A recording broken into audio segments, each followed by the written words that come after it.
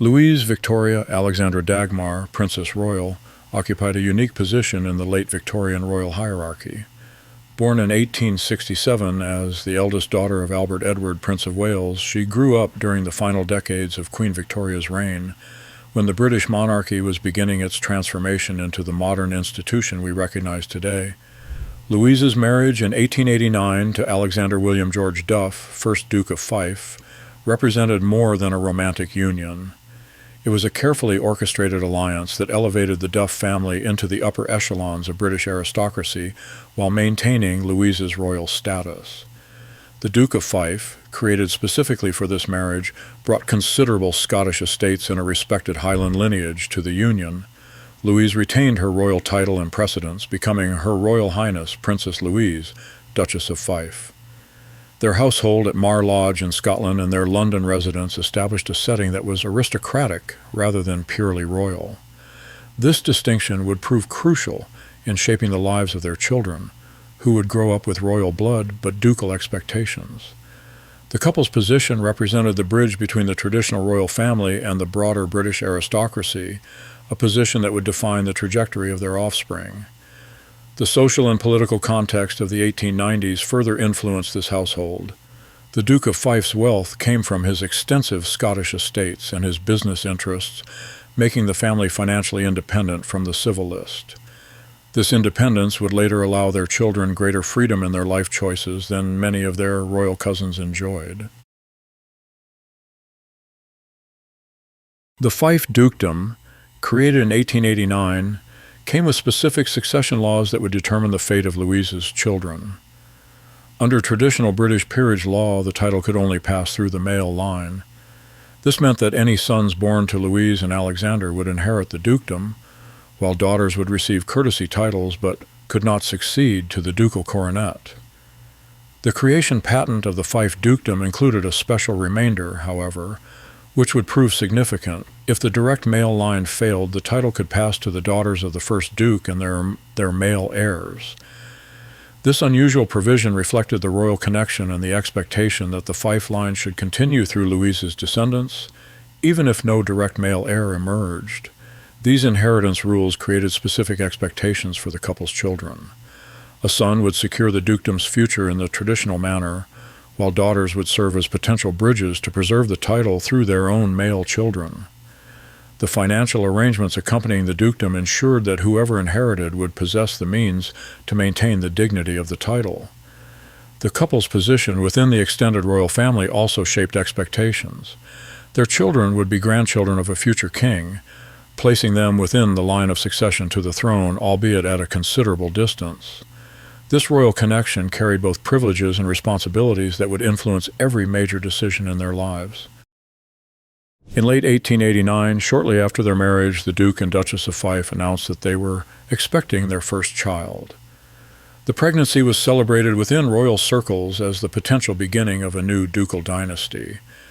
Court physicians attended the Duchess, and preparations were made for the birth of what everyone hoped would be a son to secure the Fife succession. The anticipated arrival generated considerable interest within aristocratic society. The child would be the first grandchild of the Prince of Wales to be born into a ducal rather than purely royal household. This unique position promised to create an interesting precedent for the relationship between the royal family and the wider British nobility. Preparations at the couple's residences reflected the importance attached to this birth. Nurseries were established and staff were engaged to care for the future heir. The Duke of Fife, already in his 40s at the time of his marriage, was particularly eager to secure the continuation of his newly created title. The royal family followed the pregnancy with keen interest. Queen Victoria herself expressed her anticipation for the arrival of her great-grandchild, while the Prince of Wales looked forward to becoming a grandfather. The entire extended family understood that this child would represent the future of the Fife line and the success of Louise's aristocratic marriage. On 16 June 1890, the Duchess of Fife went into labor at her London residence. The birth, attended by the finest medical professionals available, ended in tragedy when the child, a son, was delivered stillborn. The boy, who would have been titled Marquis of Macduff as the heir to the dukedom, never drew breath.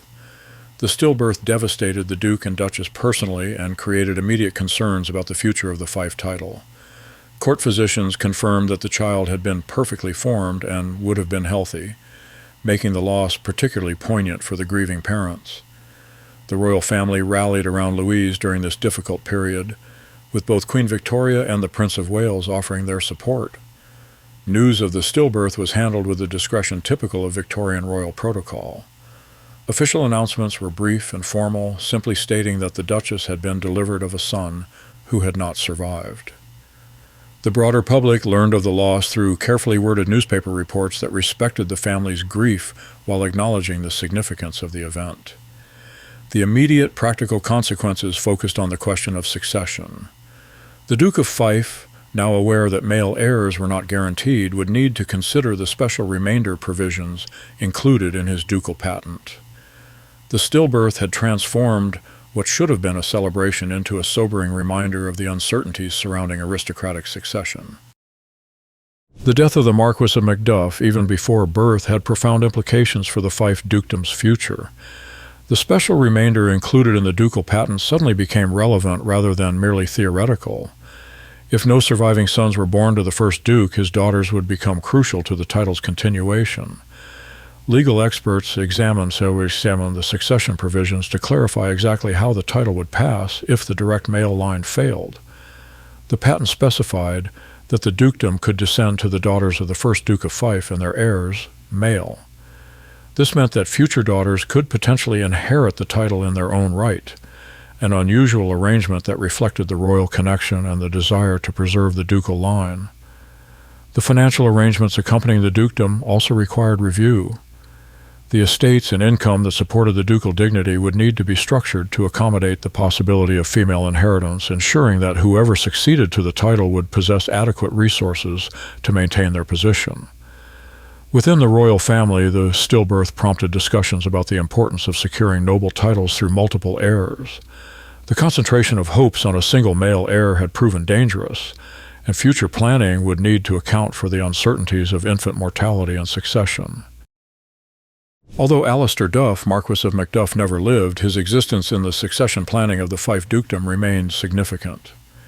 His potential inheritance had been the cornerstone of the family's dynastic planning, and his death forced a fundamental reconsideration of how the title would survive. The stillbirth demonstrated the fragility of aristocratic succession in an era when infant mortality remained high even among the wealthy.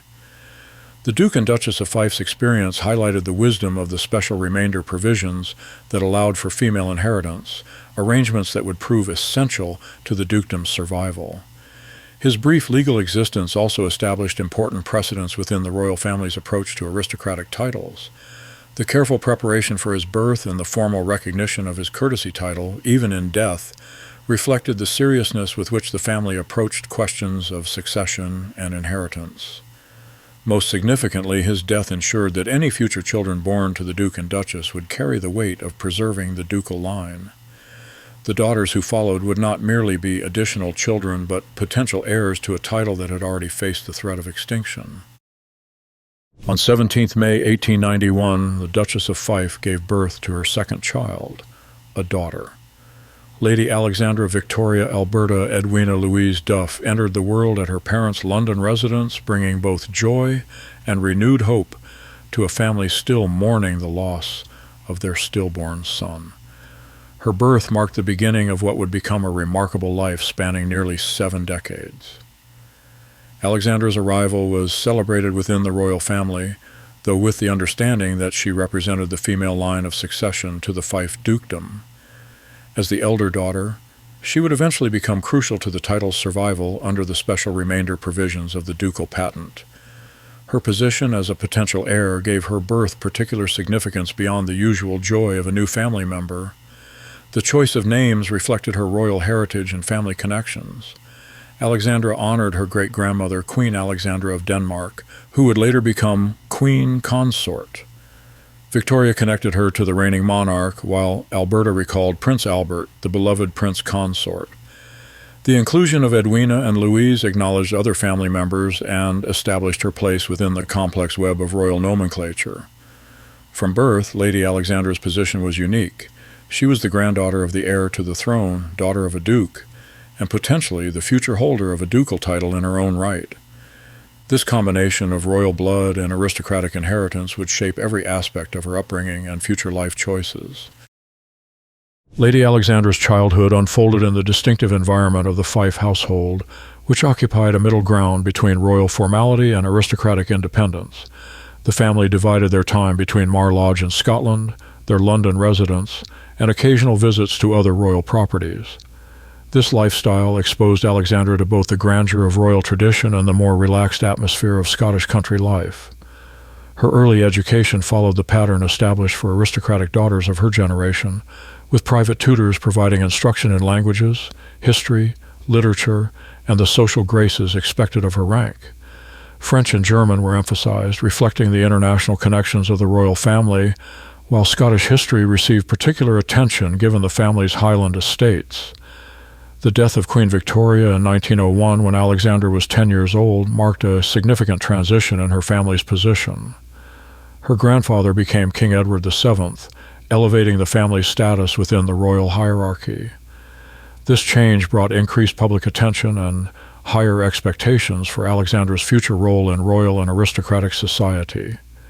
Despite her royal connections, Alexandra's upbringing emphasized practical skills alongside traditional accomplishments. The Duchess of Fife, influenced by her own experiences, ensured that her daughters received education that would prepare them for active roles in society rather than merely ornamental positions. As Lady Alexandra matured, her education expanded to include the broader responsibilities that would accompany her eventual role as a senior member of the aristocracy. Her tutors introduced her to the management of large estates, the complexities of aristocratic finances, and the social obligations that came with her position. This practical education would prove invaluable when she later inherited the Fife dukedom. Her social position during adolescence was carefully managed by her parents, who sought to balance her royal heritage with her aristocratic future. She was presented at court, but also encouraged to develop relationships within the broader Scottish nobility, particularly families connected to the Fife estates.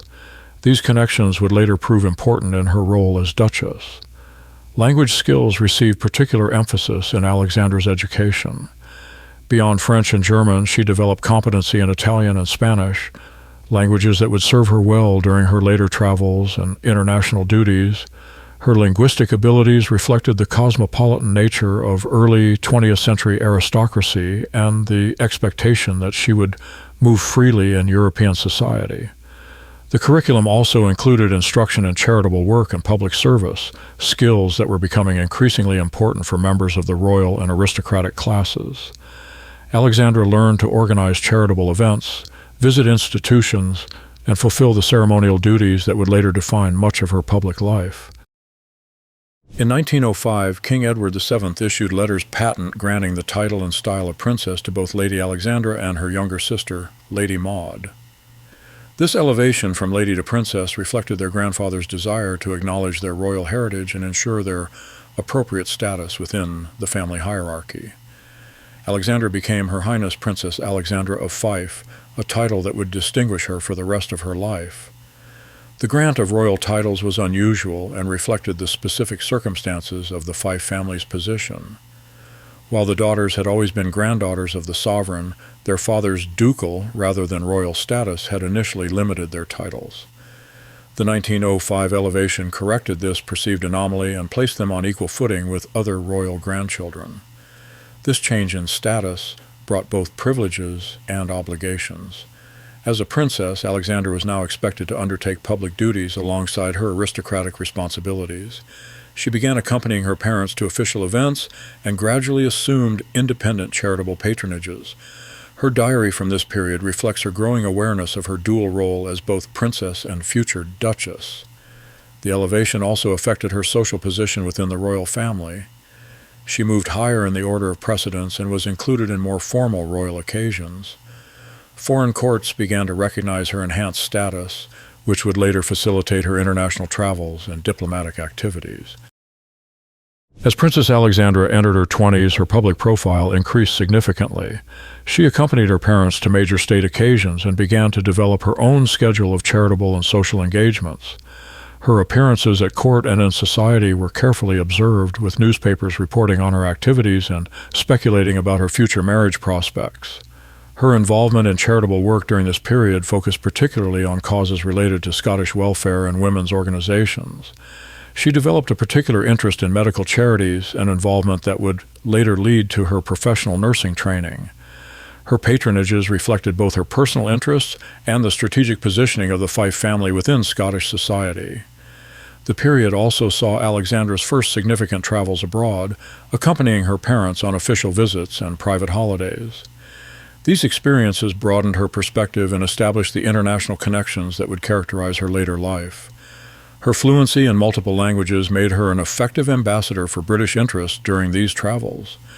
Marriage speculation surrounded Alexandra throughout her early 20s, with newspapers and society observers suggesting various potential suitors from across European aristocracy. Her position as a princess and potential duchess in her own right made her an attractive match for younger sons of noble families seeking to establish their own dynastic lines. In a decision that surprised many observers, Princess Alexandra chose to pursue formal training as a nurse. She enrolled at London Hospital in 1910, beginning a rigorous course of study that would qualify her for professional medical service. This choice reflected both her personal interests and the changing expectations for women of her generation and social position. Her nursing training was conducted with full professional seriousness, despite her royal status. She lived in nurses' quarters, followed the same schedule as other trainees, and received no special treatment during her studies. The hospital administration initially expressed concerns about accommodating a princess, but Alexandra's commitment to professional standards soon reassured her instructors. The practical skills she acquired during training included surgical assistance, patient care, and hospital administration. Her instructors noted her particular aptitude for organizational work and her ability to maintain composure under pressure.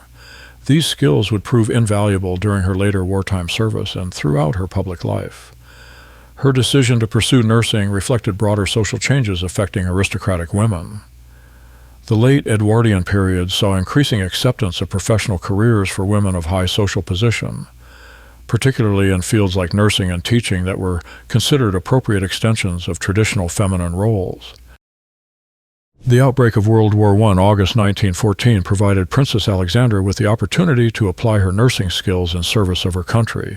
She immediately volunteered for medical duty and was assigned to military hospitals treating wounded soldiers returning from the Western Front.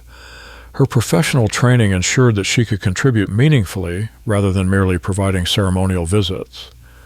Her wartime service took her to hospitals across Britain and later to field hospitals in France.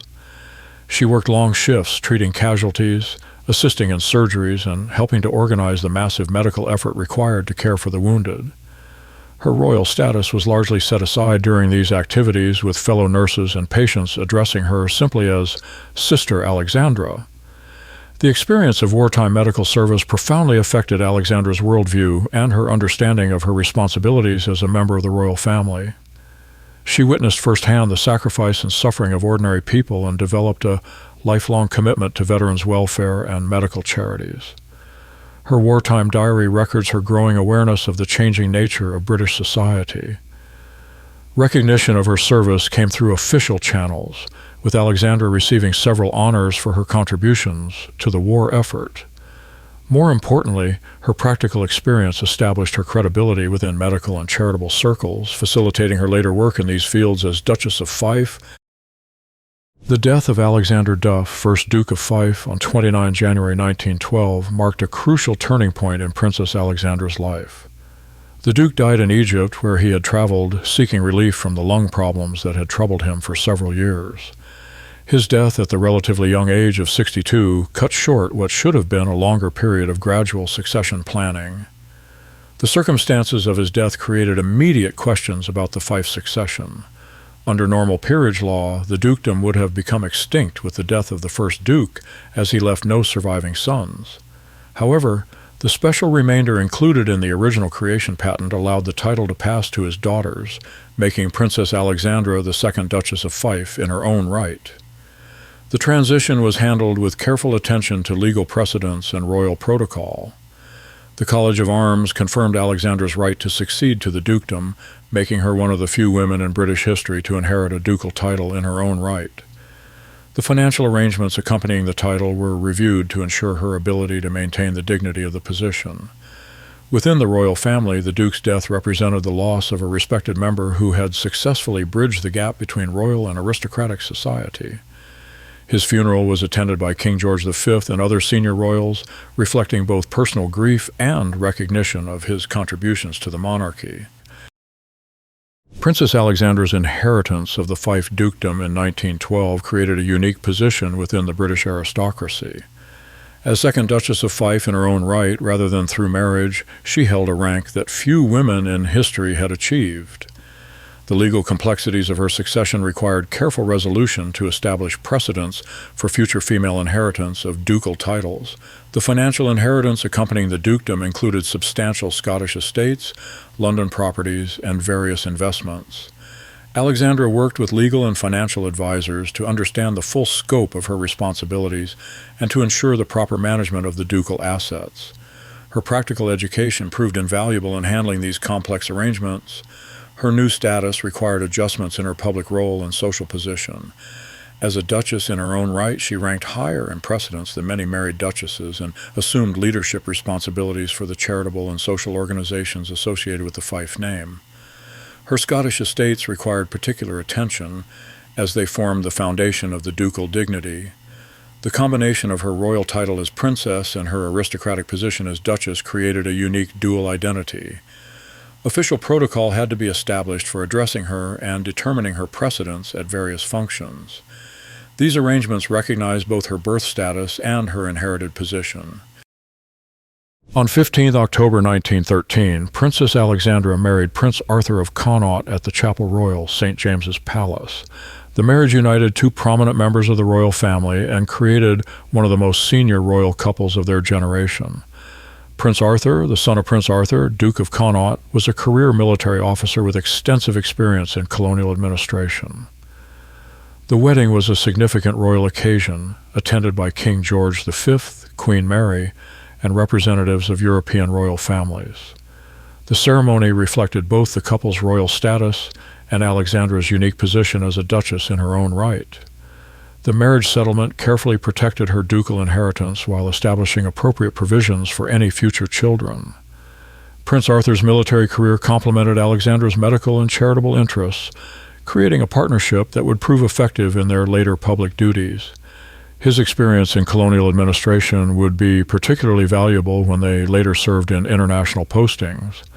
The couple shared interests in travel, languages, and public service that formed the foundation of their marriage. The union also had strategic implications for the royal family's presence in Scotland. Prince Arthur's military connections, combined with Alexandra's Highland estates, strengthened the monarchy's ties to Scottish society and provided a royal presence north of the border during a period of growing nationalist sentiment. Following her marriage, Princess Alexandra's role expanded to encompass the duties expected of a senior royal couple. She and Prince Arthur undertook extensive official engagements, representing the king at various functions across the United Kingdom and throughout the Commonwealth. Their joint activities established them as one of the most active royal couples of the interwar period. Their official duties included state visits to Commonwealth nations, where they represented British interests and maintained imperial connections. Alexandra's linguistic skills proved particularly valuable during these missions, allowing her to communicate effectively with local populations and foreign dignitaries. Her medical background also enabled her to take special interest in colonial health services. The couple's London residence became a center for royal and aristocratic society, hosting regular receptions and charitable events. Alexandra's position as both princess and duchess in her own right made her one of the most senior hostesses in royal society. Her guest lists reflected the international connections she had developed throughout her life. Their partnership in public duties was characterized by careful division of responsibilities based on their respective expertise and interests. While both participated in ceremonial functions, Alexandra focused particularly on medical and Scottish charities, while Prince Arthur emphasized military and colonial organizations. Prince Arthur's appointment to various colonial positions meant that Princess Alexandra spent significant periods abroad, serving effectively as a colonial First Lady. Her most prominent role came during her husband's service as Governor-General of South Africa from 1920 to 1924, where she established herself as an effective representative of British interests during a challenging period in South African history. Her work in South Africa focused particularly on medical and educational charities, areas where her professional training and royal status could be most effectively combined. She visited hospitals, schools, and charitable institutions throughout the Union, often traveling to remote areas that rarely received royal attention. Her efforts to learn Afrikaans demonstrated her commitment to understanding local communities. The couple's tenure in South Africa coincided with significant political and social changes in the aftermath of World War I. Alexandra's diplomatic skills proved valuable in maintaining relationships with various community leaders during this transitional period. Her medical background enabled her to contribute meaningfully to discussions about public health policy and colonial medical services. Their eventual return to Britain in 1924 marked the end of their most significant overseas service, though they continued to maintain interests in Commonwealth affairs. Alexandra's experience in colonial administration had broadened her understanding of the empire and strengthened her connections to Commonwealth medical and charitable organizations. On 9 August 1914, Princess Alexandra gave birth to her only child, a son named Alistair Arthur Windsor. Born at her family's Scottish estate just as Europe descended into war, Alistair represented the continuation of both the Fife ducal line and the Connaught royal lineage. His birth secured the future of the dukedom under the special remainder provisions while creating a new generation of royal descendants. Alistair's upbringing reflected his unique position as the son of a duchess in her own right and a prince of the royal family. His education was carefully planned to prepare him for his eventual inheritance of the Fife dukedom while ensuring his understanding of his royal responsibilities. Tutors provided instruction in estate management, Scottish history, and the international affairs that would characterize his adult life. The boy's health was carefully monitored from birth, reflecting both parental concern and the importance of securing the ducal succession. His childhood was spent between the family's Scottish estates and their London residence, with regular visits to other royal properties. These experiences exposed him to both Highland traditions and cosmopolitan royal society. As he matured, Alistair showed particular interest in military affairs and outdoor pursuits. His education included training in traditional Highland sports and customs, ensuring his connection to the Scottish heritage that formed such an important part of his mother's ducal responsibilities. His linguistic education followed royal tradition, with emphasis on French, German, and other European languages. Throughout the 1920s and 1930s, Princess Alexandra maintained an active public schedule while managing her responsibilities as Duchess of Fife. Her charitable patronages expanded to include numerous medical and Scottish organizations, reflecting both her professional background and her territorial responsibilities. She became particularly involved in efforts to modernize rural Scottish healthcare and education. Her role within the royal family evolved as new generations emerged and senior members passed away. She served as a bridge between the Victorian era of her youth and the modern monarchy that developed between the wars. Her experiences during World War I and her colonial service had given her perspectives that proved valuable in adapting royal traditions to changing social conditions. The management of the Fife estates required increasing attention as agricultural conditions changed and rural economies faced new challenges. Alexandra worked to modernize estate operations while preserving traditional Highland culture and employment. Her efforts to balance economic necessity with social responsibility established models that other Scottish landowners later followed. Her relationship with her son Alistair remained close throughout this period, with mother and son often appearing together at public functions. She carefully prepared him for his eventual inheritance while encouraging his development of independent interests and opinions. Their partnership in managing family responsibilities demonstrated the evolution of aristocratic family structures during the interwar period. The death of Alistair Windsor on 26 April 1943 at the age of 28 devastated Princess Alexandra personally and created a crisis for the Fife succession. Alistair died while serving with the British Army during World War II, killed in action during the North African campaign.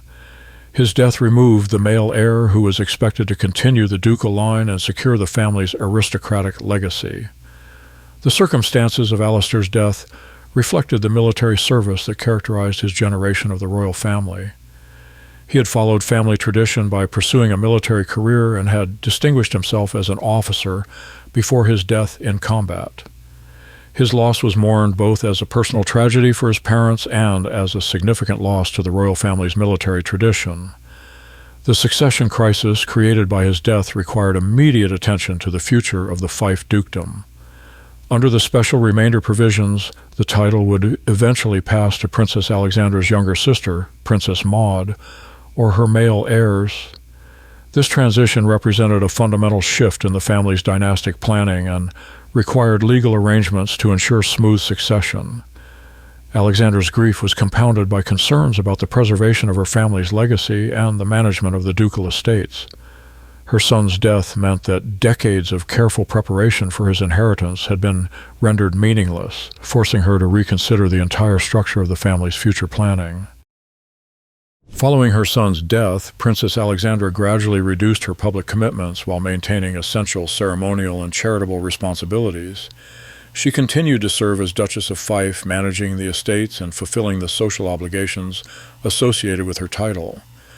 Her focus shifted increasingly toward ensuring proper arrangements for the eventual succession of her sister's line. Her later years were marked by efforts to preserve family history and traditions for future generations. She organized family papers, commissioned historical research, and worked to document the unique position of the Fife family within British aristocracy. These efforts ensured that the unusual circumstances of female ducal inheritance would be properly understood by succeeding generations. Health problems began to limit her activities during the 1950s, though she continued to make selected public appearances until shortly before her death.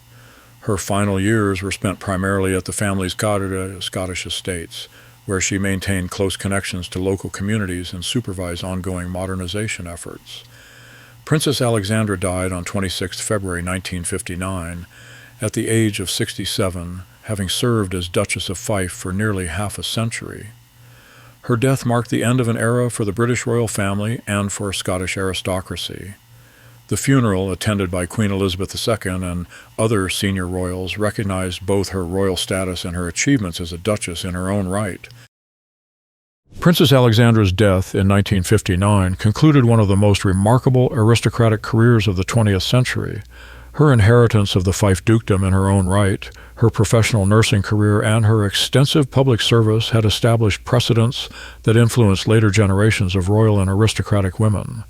Her life demonstrated the possibilities for meaningful public roles beyond traditional ceremonial functions. Her legacy within the royal family included her contributions to medical charities, her service during 2 world wars, and her representation of British interests throughout the Commonwealth.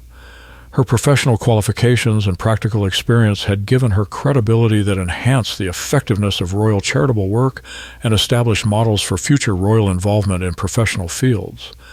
The Fife estates and properties that she had managed for nearly 50 years reflected her commitment to modernization while preserving traditional Highland culture. Her agricultural innovations and social programs had improved conditions for estate workers and tenants while maintaining the economic viability of traditional Highland communities. With her death, the Fife dukedom passed according to the special remainder provisions to her nephew, James Carnegie, the son of her younger sister, Princess Maud. This transition preserved the ducal title while transferring it to a new family line, ensuring the continuation of the Fife legacy through different hereditary arrangements. On 3 April 1893, the Duchess of Fife gave birth to her third and final child, a daughter named Maud Alexandra Victoria Georgina Bertha. Lady Maud's arrival completed the Duke and Duchess of Fife's family and provided a second daughter who would potentially play a role in preserving the ducal succession. Her birth occurred during a period of relative stability for the family following the earlier loss of their stillborn son. Lady Maud's names reflected the family's royal connections and the complex web of relationships that characterized late Victorian aristocracy. Maud honored her maternal great-aunt, Princess Maud of Wales, who would later become Queen of Norway. The inclusion of multiple royal names established her position within the extended family hierarchy while acknowledging various maternal and paternal relatives. From birth, Lady Maud's position differed significantly from that of her older sister Alexandra. As the second daughter, she was less likely to inherit the ducal title directly, but her potential role in the succession remained important under the special remainder provisions. This position would allow her greater freedom in life choices while maintaining the possibility of dynastic significance. The household arrangements for Lady Maud's upbringing followed the patterns established for her sister, with private tutors, carefully planned education, and exposure to both royal and aristocratic society. However, her position as the younger daughter created opportunities for a somewhat less formal upbringing than that experienced by the heir presumptive to the dukedom. Lady Maud's childhood unfolded in the shadow of her older sister's more prominent position, allowing her greater freedom to develop personal interests and preferences. Her education followed the same high standards established for Alexandra, with instruction in languages, history, literature, and the social accomplishments expected of her rank. However, her tutors were encouraged to adapt the curriculum to her individual interests and abilities. She demonstrated particular aptitude for music and artistic pursuits, talents that were carefully cultivated through specialized instruction. Her musical education included piano, singing, and later composition, skills that would remain important throughout her adult life. These artistic interests provided her with intellectual pursuits that could be maintained regardless of her eventual social position. The family's frequent travels between Scotland and London exposed Maud to diverse cultural influences that shaped her cosmopolitan outlook. She developed strong attachments to Highland traditions and Scottish culture while maintaining the international perspective expected of her royal heritage. These dual influences would later characterize her approach to public life and charitable work.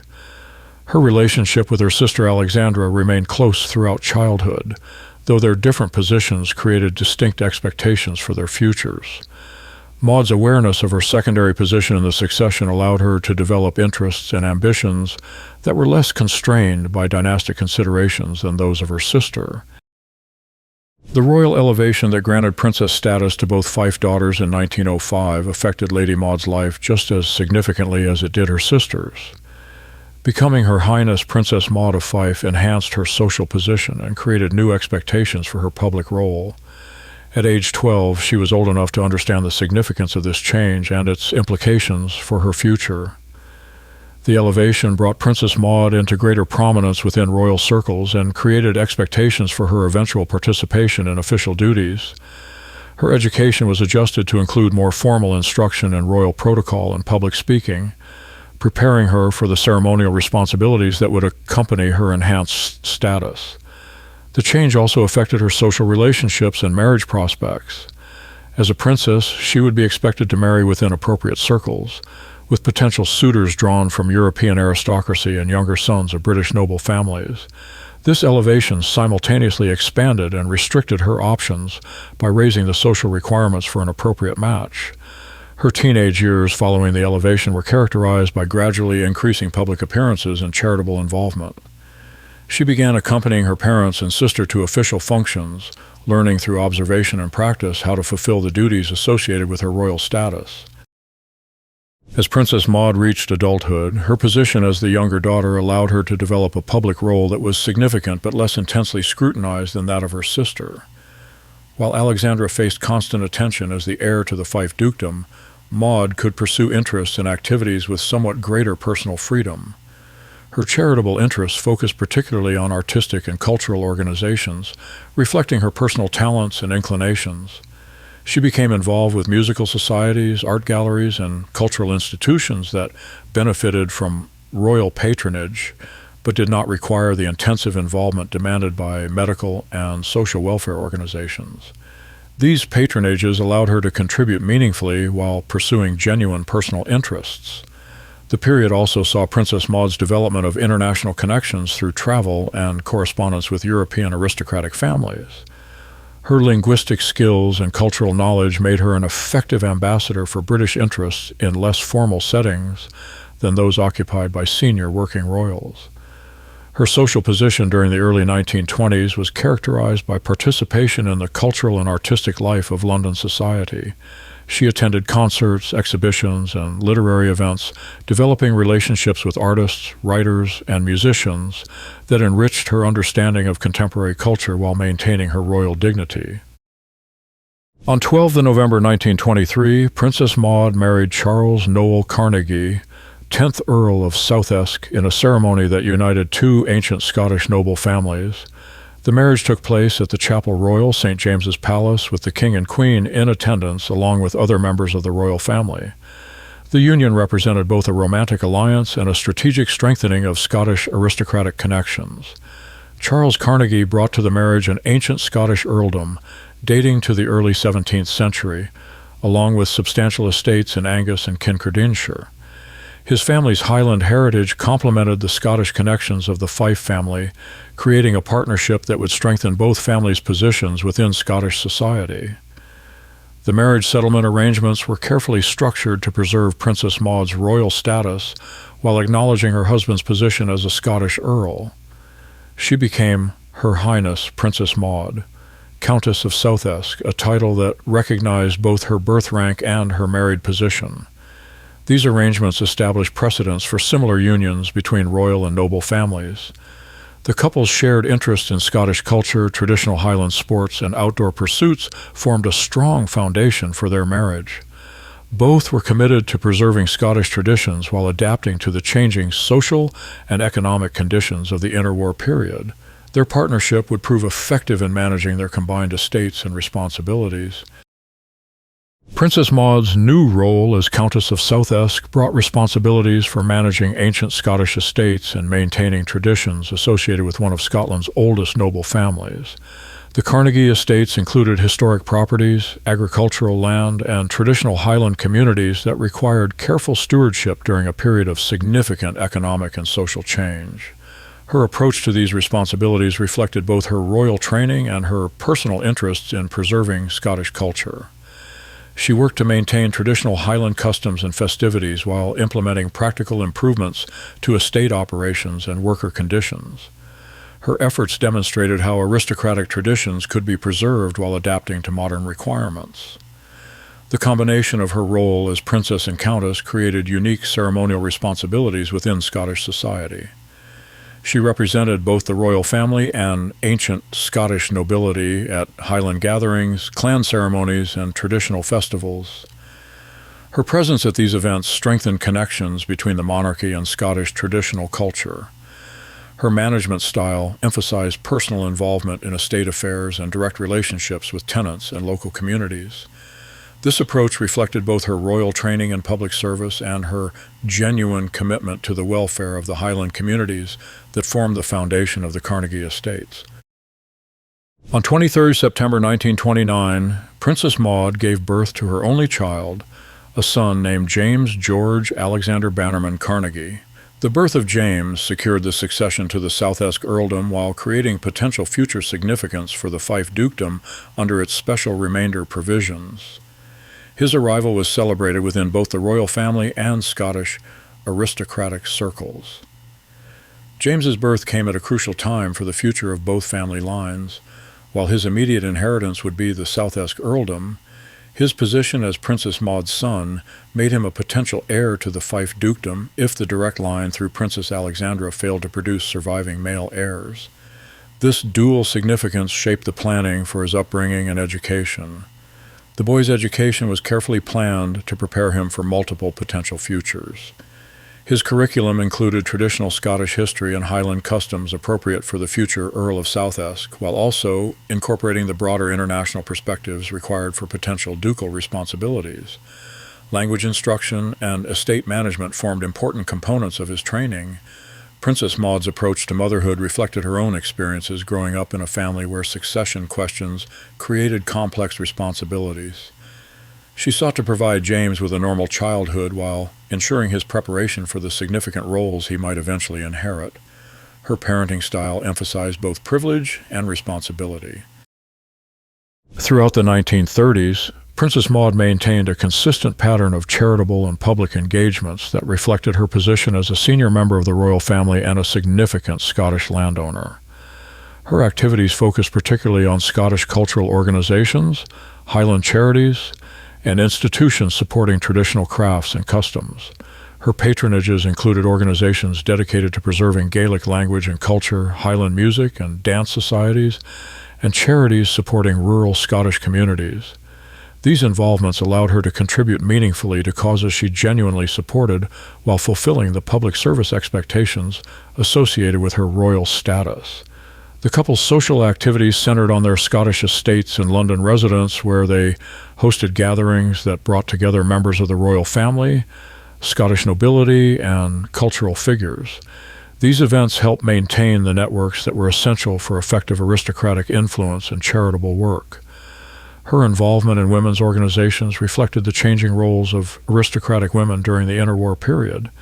She supported women's educational opportunities, particularly in rural areas, and encouraged the development of traditional crafts that could provide economic opportunities for Highland communities. The outbreak of World War II in 1939 brought new challenges and responsibilities for Princess Maud and her family. Like other members of the royal and aristocratic families, she adapted her public role to support the war effort while managing the additional difficulties of maintaining estates and communities during wartime conditions. Her wartime activities included organizing support for evacuees sent to Highland areas, coordinating local volunteer efforts, and maintaining morale in rural communities facing economic and social disruption. The Carnegie Estates provided sanctuary for individuals and families displaced by bombing and military action, requiring careful management of resources and accommodations. The war years also brought personal anxiety about her son James, who served with distinction in the British Army. His military service reflected family traditions while exposing him to the dangers faced by his entire generation. Princess Maud's correspondence from this period reveals the tension between pride in his service and maternal concern for his safety. The post-war period saw gradual reduction in Princess Maud's public activities as she faced the health problems that would eventually limit her participation in royal and social duties. However, she continued to maintain essential responsibilities and made selected appearances at important family and ceremonial occasions. Princess Maud died on 14 December 1945 at the age of 52, following a brief illness that had developed during the final months of World War II. Her death came at a time when the royal family and the nation were looking toward post-war reconstruction and recovery. The funeral was conducted with appropriate ceremony, though wartime conditions necessitated some limitations on the scale of observances. Her death was mourned within Scottish society, where she had established herself as an effective advocate for Highland culture and rural communities. Tributes emphasized her genuine commitment to Scottish causes and her successful efforts to preserve traditional customs while supporting practical improvements to Highland life. Within the royal family, her death represented the loss of a member who had effectively balanced royal duties with personal interests and family responsibilities.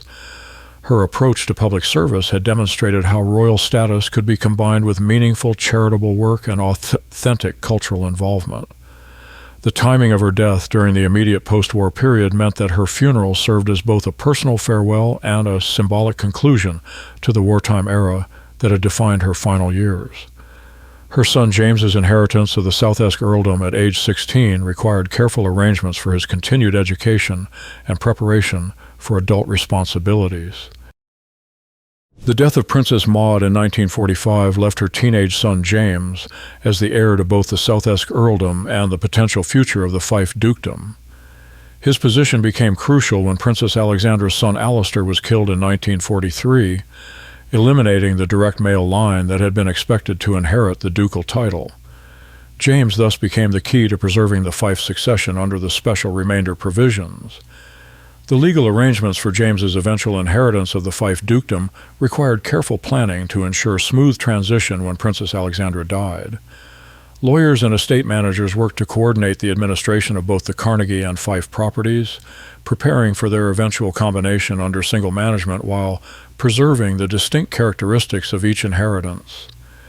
James's education and preparation intensified following his mother's death. As tutors and advisors recognized the expanded scope of his future responsibilities, his curriculum was adjusted to include detailed instruction in the history and management of both family estates, along with the ceremonial and social duties associated with dual noble titles. The preservation of both family lines through James represented a successful example of how special remainder provisions could function to maintain aristocratic continuity despite the failure of direct male succession. His position demonstrated the foresight of the original Fife patent arrangements and their effectiveness in preserving noble titles through female inheritance.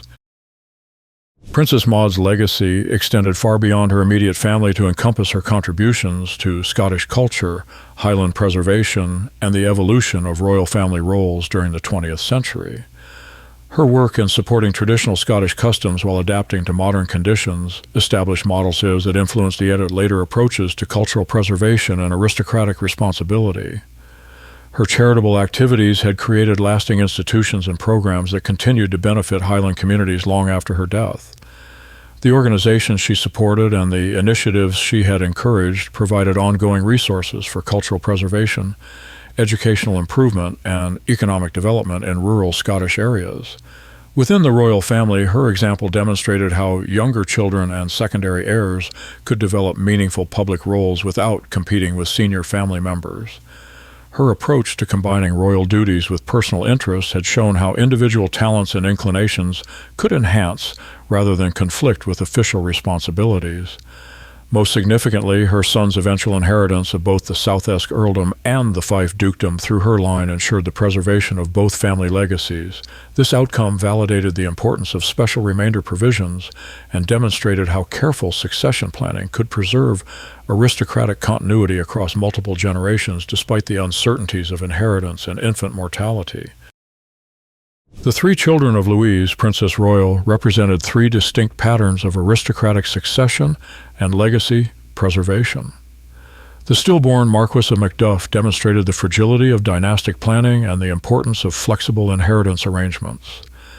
Princess Alexandra's life illustrated the possibilities and challenges of female inheritance of noble titles, while Princess Maud's legacy showed how secondary lines could become crucial to family continuity. Together, their stories encompass the major themes that shaped British aristocracy during the first half of the 20th century: the challenges of succession planning, the evolution of women's roles within noble families, and the adaptation of traditional institutions to changing social conditions. Their experiences reflected both the privileges and responsibilities that accompanied high social position during a period of significant historical change. The contrast between their lives also highlighted the different strategies available to aristocratic families for preserving their legacy and influence. Princess Alexandra's direct inheritance and professional achievements represented one model of female aristocratic leadership, while Princess Maud's cultural activities and family-focused approach demonstrated alternative methods of maintaining social significance. The ultimate outcome of their three lives, with the Fife dukedom preserved through Princess Maud's son, while Princess Alexandra's direct line ended, illustrated the unpredictability of succession despite careful planning. The special remainder provisions that had seemed merely theoretical when created proved essential to the ducal title's survival. The legacy of Louise, Princess Royal's children, continues through the descendants of Princess Maud, whose son James Carnegie inherited both the Southesk earldom and the Fife dukedom upon Princess Alexandra's death in 1959. This consolidation of titles created one of the most historically significant noble inheritances of the 20th century, combining ancient Scottish traditions with royal connections spanning multiple generations.